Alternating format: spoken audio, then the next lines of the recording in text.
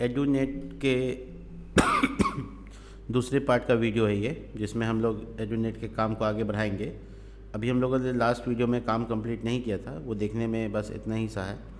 तो इसके आगे बढ़ते हुए हम लोग इसको थोड़ा और बेहतर करने की कोशिश करेंगे और इसमें जेंडर वाले कॉलम को भी ऐड करेंगे। तो जैसे हम लोग फर्स्ट नेम और डेट ऑफ बर्थ को ऐड किया है एग्जैक्टली वैसे ही हम लोग जेंडर को भी ऐड करेंगे। तो कंट्रोल डी कर लेते हैं, इसको आप थोड़ा छोटा कर लेते हैं ताकि आपको दिखे। ठीक है, ये टर्मिनल को हटा देते हैं। तो देखिए ये जो रो वाला पार्ट है इसको कंट्रोल डी कर लेते हैं, जिसके बाद हम यहाँ पे जेंडर को सिलेक्ट कर सकते हैं। तो यहाँ जेंडर लिख लेते हैं और ये सिलेक्ट ऑप्शन का जो तरीका है इसको ड्रॉप डाउन मेन्यू में दिखा देते हैं। That's it. तो हम लोग क्या करेंगे, यहाँ पे से एक रखेंगे लेबल के लिए और दूसरा रखेंगे हम लोग जस्ट उसके नीचे सिलेक्ट ऑल। तो बहुत सिंपल है, देखिए इसको मिटाना है एक्चुअली। और ये सिलेक्ट ऑल में यहाँ पे जेंडर और यहाँ पे सिलेक्ट जेंडर लिखा रहेगा। तो जेंडर सेलेक्ट करने के लिए आपको क्या करना होगा, 3 ऑप्शन देंगे हम। ठीक है, तो मेल, फीमेल और अदर। चलिए इसको देखिए, जेंडर सेलेक्ट करने का ऑप्शन आ गया, आराम से आप सेलेक्ट कर सकते हैं। इसके बाद आपको कॉन्टैक्ट नंबर डालना है और ईमेल आईडी डालना है। एक्स्ट्रा स्पेस कम कर लेते हैं और ये वाला को कॉपी पेस्ट कर लेते हैं। तो ये है कॉन्टैक्ट नंबर या फ़ोन नंबर, इसको कहते हैं, कॉन्टैक्ट कहो या फ़ोन कहो, ये आपको डालना है। इनपुट टाइप इसमें टेक्स्ट चाहिए, तो नॉर्मली इनपुट टाइप टेक्स्ट यहाँ पे हम यूज़ किए ही थे, तो इसको कॉपी पेस्ट करके यहाँ पे पेस्ट कर लेंगे और जो नाम है वो कॉन्टैक्ट कर लेंगे। ठीक है, इनपुट टाइप कॉन्टैक्ट में नंबर डेटा टाइप रहे तो ज़्यादा अच्छा है। और बाकी चीज़ें हमको एग्ज़ाम्पल में अगर देनी है तो 5 देखो 10 हुआ गया, 3 एक ज़्यादा हो गया। तो देखो ये एक कॉन्टैक्ट नंबर टाइप करने की जगह भी आ गई और ऐसे ही हमको एक ईमेल आईडी टाइप करने की जगह बनानी है। तो उसके लिए कंट्रोल डी कर लेते हैं और यहाँ पर हम लोग ईमेल टाइप करने की जगह बनाते हैं। तो इनपुट टाइप ईमेल हो जाएगा और इस जगह पर हम एग्ज़ाम्पल, ठीक है, anil@gmail.com, इस तरह से हम कर सकते हैं कि उसको एक एग्ज़ाम्पल दे देंगे कि इस तरह से डालना है। तो first name, date of birth, gender, contact, password अब डालना है। तो मैं पासवर्ड यहाँ पे कॉलम बनाता हूँ पासवर्ड के लिए, पासवर्ड, और इसका नाम भी पासवर्ड और इसका जो टाइप है वो भी पासवर्ड। और एग्ज़ाम्पल में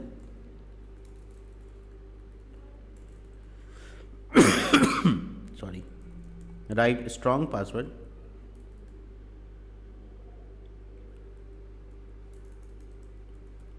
स्ट्रॉन्ग पासवर्ड। तो इस तरह से एक मैसेज दे दिया कि स्ट्रॉन्ग पासवर्ड लिखिए। देख सकते हैं आप, जब खाली रहेगा तो यही दिखेगा, ये देखिए। ठीक है, और उसके बाद नीचे स्ट्रॉन्ग पासवर्ड के नीचे सबमिट बटन जो कि क्रिएट करेगा अकाउंट को। तो कंट्रोल डी कर लेते हैं। उसमें ऑफ कोर्स लेबल नहीं होगा, और लेबल नहीं होगा तो इनपुट टाइप सबमिट होगा। और अगर बटन में बना रहे हैं तो बटन, नहीं तो अगर इनपुट टाइप सबमिट दे रहे हैं तो इनपुट रहेगा। ठीक है, तो बटन का नाम क्या होगा, तो ऑफ कोर्स क्रिएट अकाउंट नाम का बटन होगा। प्लेस होल्डर इसमें नहीं होता है तो इसको हटा देना है और बटन का डिज़ाइन को चेंज कर लेना। तो BTN डैश सक्सेस और BTN डैश LG जो कि लार्ज साइज़ को प्रमोट करेगा, W-100 मतलब विथ 100%। देखिए, तो ये साइन अप का फॉर्म बना। अब इसमें राउंडेड 0 लगा हुआ है तो राउंडेड डैश LG लगा देंगे ताकि ये कर्व हो जाए। देखिए आप देख सकते हैं। ठीक है, अगर आपको एरिया थोड़ा ज़्यादा बड़ा लग रहा है तो आप पेडिंग डाल सकते हैं, जिससे ये एरिया PX5 डाल दीजिए, जिससे ये दोनों साइड से थोड़ा छोटा हो जाएगा। आपको जैसे डिज़ाइन करना है कर सकते हैं। अगर आप इसमें लिखा हुआ सबमिट को बदलना चाहते हैं तो वैल्यू लगी और क्रिएट एन अकाउंट, तो इस तरह से लिखना चाहते हैं लिख लीजिए, कोई इशू नहीं है। देखिए, तो ये परफेक्टली आपका डेटा के हिसाब से हो गया। बट मैं कलर को यहाँ पर एक अलग से थीम बनाता हूँ। ठीक है, उस बैकग्राउंड कलर के हिसाब से बनाता हूँ। तो आपका जो प्रोजेक्ट में जो कलर है वो है ऑरेंज कलर का आपका कंसेप्ट है, तो आप ग्रीन की जगह उसी थीम कलर को भी यूज़ कर सकते हैं। बट इसका कोड नहीं मालूम है तो राइट क्लिक कीजिएगा, इंस्पेक्ट पे जाइएगा और आप कहीं पे भी CSS का कोई भी लाइन लिख दीजिए जो कलर से रिलेटेड है। जैसे मैं यहाँ पर अपने से टाइप कर ले रहा हूँ और इसके बाद एक बॉक्स आ जाता है जिसमें क्लिक करेंगे, यहाँ पे कलर पिकर आ जाएगा और यहाँ से कलर उठा सकते हो कि आखिर ये कौन सा कलर है। तो ये जो कोड आएगा मुझे, इस कोड को यूज़ कर सकते हो एज कलर को चेंज करने के लिए। तो मैं यहाँ पर लॉगिन, मैं यहाँ पर क्या करूँ ऐसा कि ये काम हो जाए, तो मैं कलर के बारे में डिफिनेशन दे सकता हूँ। तो एक ऐसा CSS फाइल बनाओ जो सभी फाइल पेज में होगा, तो main डॉट CSS, ठीक है। और इसमें लिखूँगा मैं कि bg डैश, इसमें मैं लिखूँगा कॉलन रूट और उसके बाद यहाँ लिखूँगा dash dash bg dash theme, मान लो ये नाम रखा और इसमें ये वैल्यू डाल दिया। तो मुझे अब इसको जब मुझे ज़रूरत पड़ेगा इसका, तो मैं इसको यूज़ कर सकता हूँ आराम से। ये एक वेरिएबल बन गया CSS का। अब CSS का वेरिएबल बन गया तो मैं इसमें BTN में अगर यूज़ करना हो, BTN डैश अगर कोई थीम लिख रहा है तो इसमें ये कलर लागू होगा। तो बैकग्राउंड कलर उसका क्या होगा, तो वैर से आप इसको यूज़ कर सकते हैं। वैर से यूज़ किया डैश डैश BG थीम, तो इसका मतलब ये हुआ कि जब भी कोई यूज़ करेगा BTN डैश थीम तो ये लग जाएगा। और यहाँ पे इम्पॉर्टेंट लगा दीजिए ताकि इससे ज़्यादा प्रायोरिटी किसी चीज़ का ना हो, तो ये बहुत मज़ेदार हो जाएगा। और इसका जो टेक्स्ट कलर होगा वो ऑफ कोर्स आपको वाइट रखना चाहिए, तो मैं वाइट कर देता हूँ, ठीक है। तो जो कलर होगा टेक्स्ट कलर वो भी इम्पॉर्टेंट लगा देता हूँ, इम्पॉर्टेंट वाइट। अब ये यहाँ पर इस जगह से काम हो जाता है। तो basically main dot CSS file जो है वो लॉगिन में इंक्लूड नहीं होगा। देखिए यहाँ पे login डॉट CSS है, तो आप मेन को भी इंक्लूड कर लीजिए ताकि मेन का भी कोड आ जाए। तो मेन भी हो गया और आपका ये भी हो गया। अब क्या है मामला कि हम इसको अगर BG डैश थीम लगा दें तो वो CSS उसके ऊपर लागू हो जाएगा। देखो कितना मज़ेदार है। बट इसका टेक्स्ट कलर चेंज नहीं हुआ, तो इसकी वजह ये होगी कि यहाँ कॉमा लग गया। हाँ सर, यहाँ कॉमा लग गया इसलिए ऐसा हुआ। ये देखिए, तो ये जो थीम कलर है आपका, इसी के अकॉर्डिंग आपका बैकग्राउंड बढ़िया, ठीक है। अब आपको ओवरऑल एक काम करना है, वो ये है कि आपका जो कार्ड एरिया है, इसमें जो बॉडी है इसमें पेडिंग थोड़ी सी बढ़ानी होगी आपको, px3। तो मैंने थोड़ी सी बढ़ाने की कोशिश की है, px3 की जगह 4, थोड़ा अंदर px5, py3। देखिए, तो ये जो बॉक्स है इसकी मैंने पेडिंग थोड़ी सी बढ़ा दी और ये ऐसा दिख रहा है। ऊपर में हेडिंग छूट गया है, तो मैं वो हेडिंग लिखकर आगे बढ़ता हूँ। तो हेडिंग के लिए H2 लगाता हूँ और यहाँ पर लिखूँगा क्रिएट 100% फ्री अकाउंट, ठीक है। अब इसका जो कलर है वो आपको क्या रखना है। फॉर एग्जांपल आप इसका टेक्स्ट कलर भी अपने थीम के अकॉर्डिंग डालना चाहते हैं, तो टेक्स्ट डैश थीम। तो टेक्स्ट डैश थीम का क्या मतलब है कि अगर कोई टेक्स्ट डैश थीम को CSS के तौर पर लेगा तो उसका जो कलर होगा टेक्स्ट का वो आपको वैर से लेते आना है। तो क्या मतलब हुआ इसका कि अगर कोई टेक्स्ट डैश थीम लगाएगा तो वही कलर चेंज होगा। इम्पॉर्टेंट, देखिए, तो पता ये चला कि अगर कोई यहाँ पे कोई CSS चेंज करेगा तो यहाँ भी बदल जाएगा और यहाँ भी बदल जाएगा। कितना इस वेरिएबल का अच्छा इस्तेमाल है कि आप एक जगह बनाइए और सब जगह यूज़ कीजिए। तो मैं यहाँ पे यूज़ कर रहा हूँ, देखिए टेक्स्ट डैश थीम, और आप देखेंगे कि हेडिंग का कलर उसी के थीम के अकॉर्डिंग आ गया। तो ये क्रिएट एन अकाउंट आ गया। आप इसका साइज़ छोटा या बड़ा करने के लिए H5, H4 यूज़ कर सकते हैं, जो भी आपको सूटेबल लग रहा है। टेक्स्ट डैश कैपिटलाइज, इससे आपका पहला अक्षर कैपिटल हो जाता है। और अगर आपको बीच नीचे में कोई लाइन चाहिए तो आप HR टैग यूज़ कर सकते हैं, हॉरिजॉन्टल लाइन, देखिए परफेक्ट। तो ये हो गया आपका यहाँ पे 100% फ्री अकाउंट, ठीक है। तो ये आपका साइनअप का पेज हो गया। अब आपका जो लिखने का अंदाज़ है वगैरह वगैरह उसको भी थोड़ा ठीक कर देते हैं। तो आपका जो ये टेक्स्ट है इसमें आप लिख सकते हैं W-75, तो 75% विड्थ देकर आप छोटा कर सकते हैं इसको आराम से, और मार्जिन भी आप लगा सकते हैं अपने हिसाब से। तो H5 की जगह H4 लगाइए अगर आपको टेक्स्ट साइज़ बड़ा करना है, और तो कर सकते हैं, ऐसा कोई इशू नहीं है, ठीक है। और अलाइन आइटम का क्या केस है, तो देखिए आप लिखिएगा डी डैश फ्लिक्स, ठीक है, फ्लिक्स डैश कॉलम, और उसके बाद justify centre, justify content centre, content centre. ये देखिए नीचे आ गया, अपनी जगह पे आ गया, और आप यहाँ पे दिखा सकते हैं। अगर आपको तो आप अपने हिसाब से सोच लीजिए कि आपको किस तरह से इसको अरेंज करना है। अगर आप जेंडर और कॉन्टैक्ट को एक लाइन में लाना चाहते हैं तो ला सकते हैं। जैसे एग्जांपल के तौर पे जेंडर ये है और कॉन्टैक्ट ये है, तो आप एक ही रो में दोनों को रखिए और दोनों का कॉल आ गया और ऑटोमेटिक ये दोनों बगल बगल में आ जाएगा, देखो है ना सही। तो हम लोग है ना बेसिकली पहला पेज होम पेज को क्रिएट कर चुके हैं, बस इसमें PHP रह गया है जिसमें क्लिक करने के बाद हम लोग अपना काम को आगे बढ़ा सकते हैं। नेक्स्ट पार्ट ये है कि जो कार्ड है उसका जो राउंडिंग है वो थोड़ा ज़्यादा होना चाहिए, तो राउंडेड डैश LG लगाते हैं और LG के अलावा एक्सेल लगा के देखते हैं। राउंडेड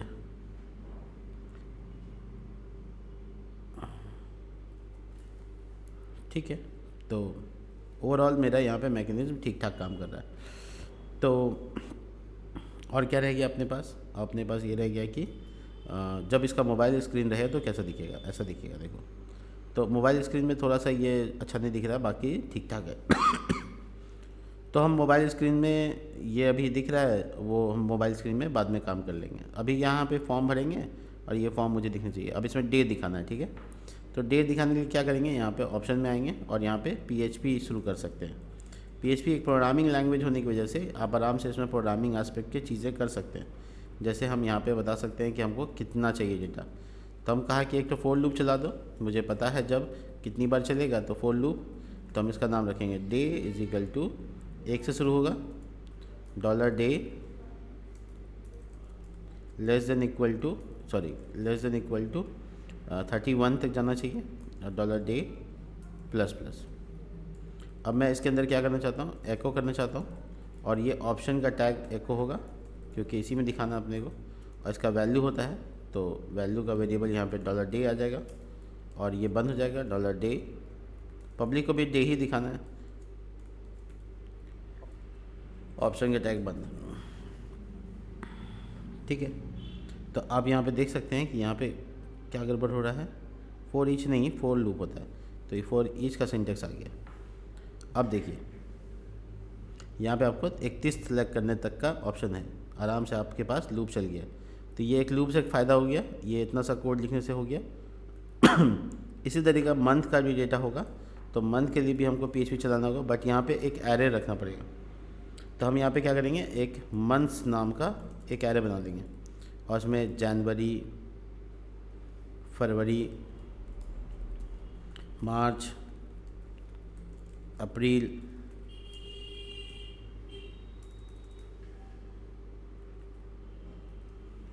ठीक है, और उसके बाद मई, जून,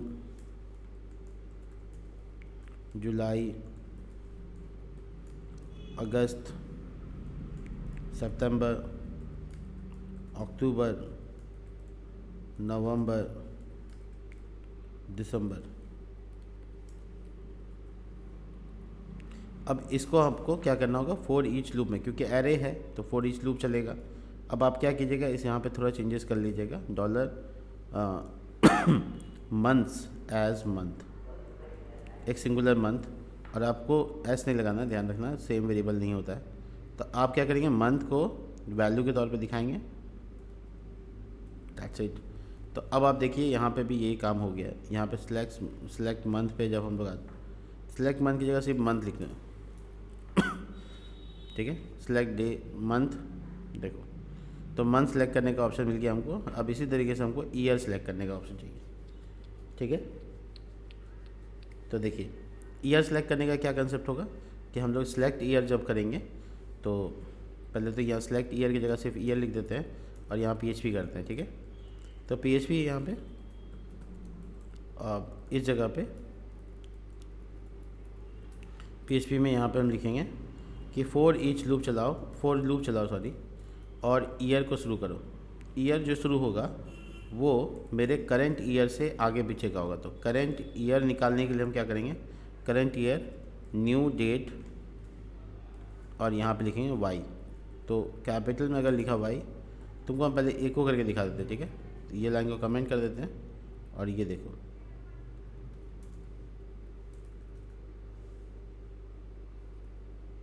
एको। तो पहले डेट को देखो, एको किया तो मेरे को क्या प्रिंट हो रहा है, कहाँ एको किया है, अच्छा ये ऑप्शन में एको कर दिया। तो यहाँ एको करने से कुछ नहीं होगा, मुझे थोड़ा सा बाहर निकल के एको करना पड़ेगा। या एक काम करते हैं, ऑप्शन टैग को PHP के बाद बंद करते हैं तो पता चल जाएगा। देखो ऑप्शन टैग को PHP के बाद बंद करते हैं तो ये ऑप्शन के अंदर ही दिखेगा। देखो 2025 आ गया यहाँ पे, इसका मतलब है कि मेरा करंट ईयर आ गया। अब करंट ईयर जब आ गया तो लूप चलेगा कि करंट ईयर से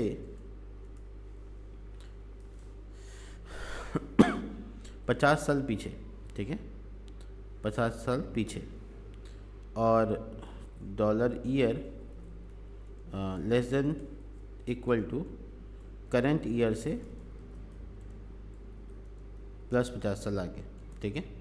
और डॉलर करंट ईयर को एक एक करके आगे बढ़ाना है। एको ऑप्शन टैग और वैल्यू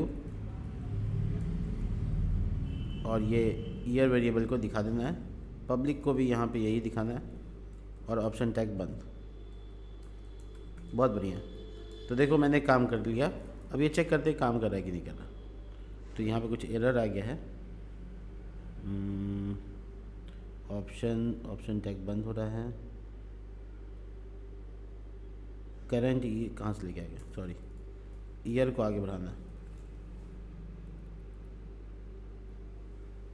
देखो बहुत बार लूप चलने की वजह से हैंग हो गया पूरा, ठीक है। Year less then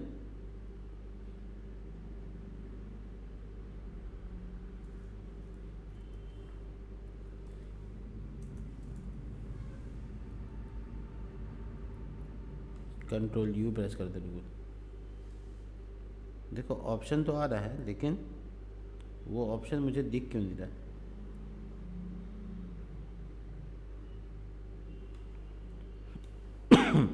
O T छूट रहा है, OPTION, टैग का नाम गलत हो गया था इसलिए नहीं दिख रहा है। देखो तो 50 साल पीछे 1975 से शुरू हुआ और देखो 50 साल आगे 2075 तक दिख रहा है, यानी कि आप ईयर को सिलेक्ट आराम से कर सकते हैं। बहुत बढ़िया। अब आपके पास तीनों मैकेनिज्म है, डे को भी सिलेक्ट कराने का है, ये रहा फंक्शन डे को सिलेक्ट कराने के लिए, और ये मंथ को सिलेक्ट कराने का है, और ये वाला आपको ईयर को सिलेक्ट कराने का। सिंपल, ठीक है। तो देखिए बढ़िया। तो यहाँ पे सब कुछ हो गया लगभग। अब हम लोग का डेटा खाली इंसर्ट होगा इसमें, तो मेरा साइनअप का काम हो जाएगा। चलिए इसी के साथ हम नीचे यहाँ पे लिखते हैं ऑलरेडी हैव एन अकाउंट। तो मेरे पास अगर पहले से ही अकाउंट है तो फिर मुझे अलग तरह से काम करना है। HR टैग लगाता हूँ ताकि एक लाइन खींचा जाए, देखिए। और यहाँ पे लिखा रहेगा एक छोटा सा A टैग जो कि लिखा रहेगा ऑलरेडी हैव एन अकाउंट। और अब इस जगह पे हम लॉगिन के, सॉरी ये देखिए क्या गड़बड़ हुआ है, login.php में ही सारा कोड लिख दिया। तो ये तो साइनअप का पेज का काम है, तो इसको कट करके साइनअप के पेज में डाल दो और लॉगिन के साथ इसको कनेक्ट कर दो, login.php। तो ध्यान रखें मैंने जितना काम किया था वो लॉगिन के पेज में चला गया था, उसको मैंने पूरा कट करके, लॉगिन का पेज अब खाली है, कट करके मैंने साइनअप के पेज में डाल दिया। तो लॉगिन पे खोलने से नहीं मिलेगा हमको, ये तो ब्लैंक है पूरा, साइनअप को खोलने से मिलना चाहिए सब। देखिए ऑलरेडी हैव एन अकाउंट, इसको बीच में लाते हैं तो क्लास लगाते हैं, और क्लास लगाने के बाद हम यहाँ लिखते हैं स्मॉल और लिखते हैं सेल्फ सेंटर। तो अगर आपको पूरा बीच में सेंटर में नहीं मिल रहा है तो आप इसको एक डिवीज़न में डालिए, D-Flix,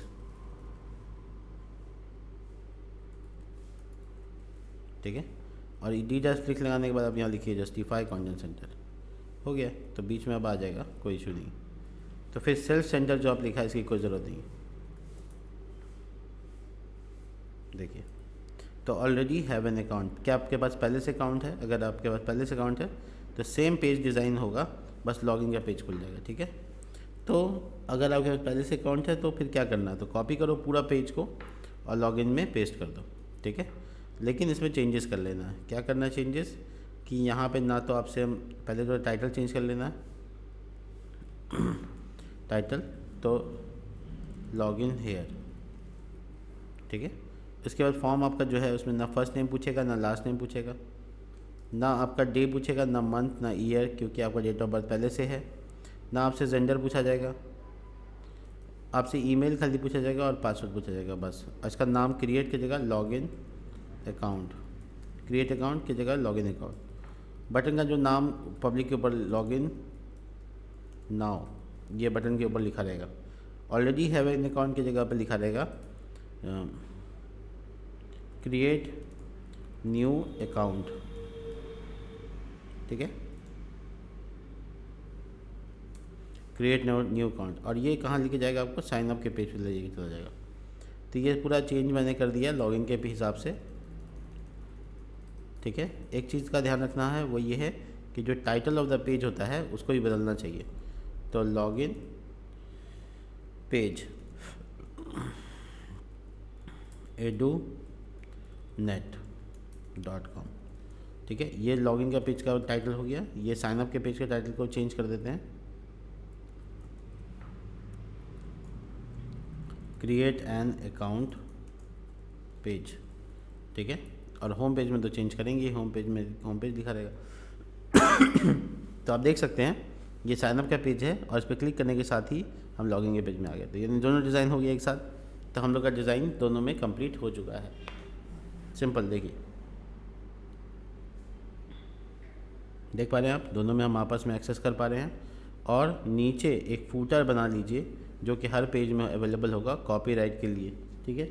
तो आप उसको डाल सकते हैं वहाँ जहाँ आपको दिखाना है, तो फिर मैकेनिज्म अलग तरीके से बन सकता है, ठीक है। चलिए, तो मैं फूटर बना के दिखाता हूँ आपको। यहाँ पे फूटर .php जहाँ पे हेडर है, और यहाँ पर एक पैराग्राफ d-flex, और इसके अंदर एक पैराग्राफ जो कि स्मॉल टेक्स्ट का है, आइए, और ये लाइट कलर का होगा। और यहाँ पे @कॉपी यूज़ करके कॉपीराइट 2015, ठीक है। और इसके आगे मैं अपनी कंपनी का नाम लिखता हूँ। तो ये हो गया कॉमेस्ट्रो टेक लैब प्राइवेट लिमिटेड। तो ये जो टेक्स्ट है आपको जो दिख रहा है ये फूटर में सिर्फ लिखा हुआ है, और इस फूटर में लिखाने के लिए हम इसमें लॉगिन की जगह जहाँ पे मेरा स्क्रिप्ट टैग है वहाँ पे मैं इसको इंक्लूड कर लेता हूँ, इंक्लूड, और मैं इंक्लूड कर रहा हूँ इंक्लूड फोल्डर के अंदर footer.php, ठीक है। तो ये बेसिकली आपका एक लाइन हो गया जो कि फूटर में चला गया, और इसमें भी यही करना है हमको, फूटर में डालना। तो इससे मैं डिज़ाइन को एक बार चेक कर लूँ, तो देखिए कहाँ दिख रहा है मुझे, यहाँ पे है बट दिख नहीं रहा क्योंकि कलर की वजह से। तो जो रैपर है ना, रैपर देखिए, जो रैपर बनाए थे हम, इसी रैपर के अंदर डाल दीजिए तो फिर शायद अच्छा रहेगा। तो रैपर के अंदर डालने का मतलब एक डिव अंदर डाल दीजिए, तो फिर ये रैपर की, लेकिन इससे दिक्कत होगा कि हम लोग फ्लिक्स डैश कॉलम नहीं डाल सकते। और फिर फ्लिक्स कॉलम जब डाल दिया तो जस्टिफाई कंटेंट सेंटर, फिर ये काम करेगा। चलिए मैं थोड़ा सा इसको सही इम्प्रूव करता हूँ। इसका जो फूटर में टेक्स्ट डैश म्यूटेड लाइट लिखा हुआ है उसकी जगह म्यूटेड लिखता हूँ। देखिए ये यहाँ दिख रहा है, तो मैं थोड़ा सा इसमें सही जगह दिख रहा है बट थोड़ा सा गैप होना चाहिए, मार्जिन टॉप 5, ठीक है। तो ये देखिए यहाँ पे दिख रहा है, ये काफ़ी है, ठीक है। तो आपको फूटर में जैसे मैंने यहाँ लॉगिन में अंदर उसमें डाल दिया, इसमें भी मैं अंदर एक डाल देता हूँ, एक डिवीज़न अंदर कर दिया, तो मेरा जो पेज है ऑलरेडी वाला उसमें यहाँ दिख रहा है।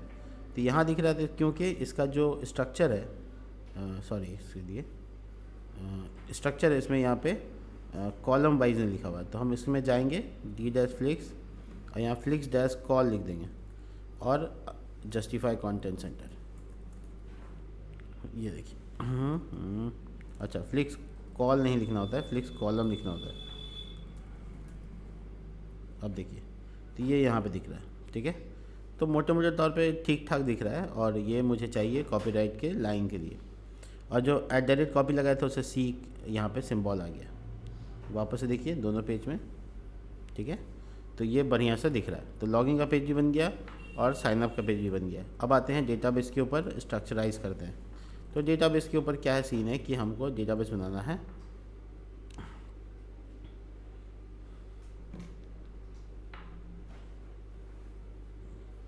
PHP में एडमिन से मैं बना रहा हूँ, और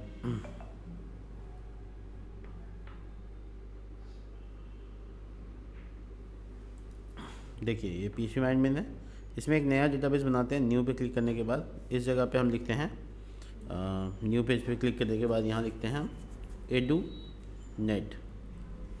तो एडुनेट प्रोजेक्ट का नाम, यूज़र टेबल का नाम,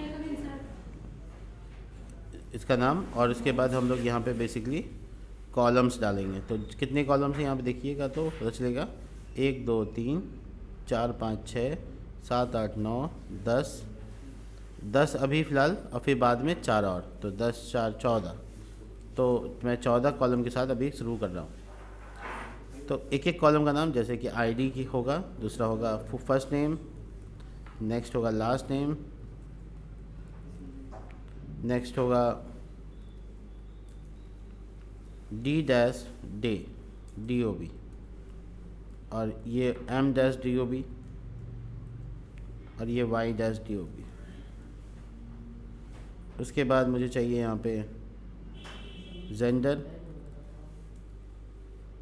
contact, email, password, DP, cover image, nationality, bio.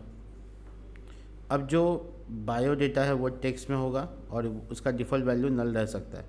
Nationality vulture होगा, और इसका यहाँ पर 200 नल हो सकता है। ये टेक्स्ट होगा, टेक्स्ट नहीं वर्चर 200, इसका जो डिफ़ॉल्ट वैल्यू वो नल हो सकता है। DP भी वर्चर 200, उसका वैल्यू भी नल हो सकता है। पासवर्ड भी वर्चर होगा 200, वैल्यू नल नहीं होगा। ईमेल 200, कॉन्टैक्ट 20 बहुत है। जेंडर वर्चर, जेंडर में इनम लगा दो, इनम,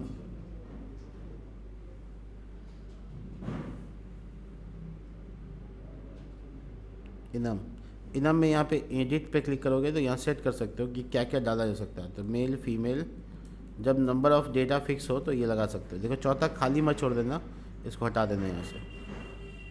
तो ये तीनों चीज़ के अलावा कुछ भी इंसर्ट नहीं होगा इसमें। अब जो ईयर है उसमें इंटीजर वैल्यू स्टोर होगा, उसका लेंथ 4 डिजिट से ज़्यादा नहीं होगा। और मंथ है उसमें वर्चर होगा, 10 डिजिट बहुत है। डेट ऑफ बर्थ में इंटीजर ही स्टोर होगा, उसमें 2 डिजिट का ही स्टोर होगा। लास्ट नेम में वर्चर होगा 200 पे, फर्स्ट नेम पे भी वर्चर होगा 200 पे। और इंटीजर का तो कुछ करना नहीं है सिवाय इंक्रीमेंट के और प्राइमरी की के। उसके बाद सेव। देखिए डेटाबेस का सारा कॉलम बन गया, आप अच्छे से देख सकते हैं। एक वीडियो का स्क्रीनशॉट ले लीजिए यहाँ पे, तब के पता चल जाए कि हाँ क्या क्या करना है। अब हम इसके ऊपर कॉन्फ़िगरेशंस वगैरह कर सकते हैं। तो चलो डेटाबेस कनेक्शन कम से कम कर लेते हैं। सेटअप्स कंप्लीट कर लिया है, तो डेटाबेस के कनेक्शन के लिए यहाँ पे हम connect.php लगाता हूँ, और ये PHP का कोड कनेक्ट MySQL कनेक्ट, ठीक है। Local host root. अब आपको इस तरह से नहीं लगाना है, अब आप नया मेथड यूज़ कर सकते हैं। न्यू MySQL लोकल होस्ट और रूट, पासवर्ड आपका ब्लैंक, डेटाबेस का नाम आपका एडुनेट। अब आप इस कनेक्शन के ऊपर अगर कोई एरर आता है, if dollar connect arrow mysqli या कनेक्शन एरर अगर आता है, अगर कोई कनेक्शन एरर आता है तो उसको कंसोल करा सकते हैं या फिर हम इसको प्रिंट कर सकते हैं, एको सम डीबी कनेक्शन फेल्ड, और इसमें डॉट लगा के डॉलर कनेक्ट का जो एरर है वो यहाँ पे प्रिंट करा सकते हैं। ये क्या हुआ, कनेक्शन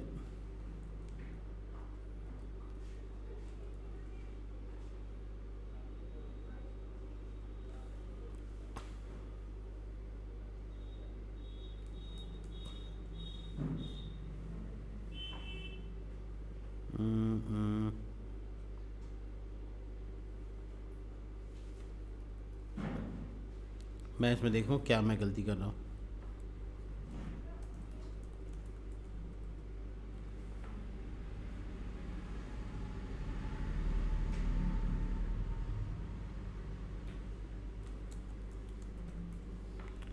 PHP में देखता हूँ यहाँ पे कनेक्शन एरर, अच्छा सॉरी ये ऑब्जेक्ट नहीं है, ये मेथड नहीं है, इसलिए छोटी ब्रैकेट खरीदने लगेगा, बाकी ठीक है। डॉलर कनेक्ट एरो हो गया। तो बेसिकली आपको यहाँ पे आपको जो भी मैसेज होगा वो दिखेगा। तो आप इसमें कैसे दिखाना चाहते हो वो आपके ऊपर है। तो आप डाई लगा दीजिएगा तो डाई से ये स्ट्रिंग्स आ जाएंगे आराम से, कोई दिक्कत नहीं। डाई छोटी ब्रैकेट में कवर कर लीजिए एकदम शुरू से आखिरी तक को, दोनों स्ट्रिंग बन जाएगा और डाई का मैसेज आ जाएगा। कंप्लीट हो गया। अब हम आराम से इसको यूज़ कर सकते हैं। तो डेटाबेस का कनेक्शन कंप्लीट है और अब मुझे यहाँ पे इंसर्ट कराना है। तो जब भी इंसर्ट टू डाटाबेस, जब डेटाबेस में इंसर्ट करने का बारी आ जाए तो आप इसका फंक्शन बना सकते हो आराम से। तो फंक्शन क्या है, इंसर्ट डाटा। फंक्शन में क्या करोगे तो टेबल का नाम डिस्कस करोगे और तुम्हारा डेटा क्या है इंसर्ट करने के लिए वो बता सकते हो। बहुत अलग अलग तरीका है, आप जिसमें भी कंफर्टेबल रहें वो कर सकते हैं। छोड़ो बिना फंक्शन के बनाते हैं।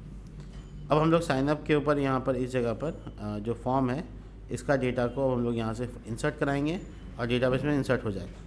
इस वीडियो में नहीं, नेक्स्ट वीडियो में करते हैं। यहाँ तक हम लोग कर चुके हैं इस पेज का काम और इस दोनों पेज को तैयार कर चुके हैं। अब डेटा को इंसर्ट करने की बारी है। मिलते हैं नेक्स्ट वीडियो में, तब तक के लिए बाय।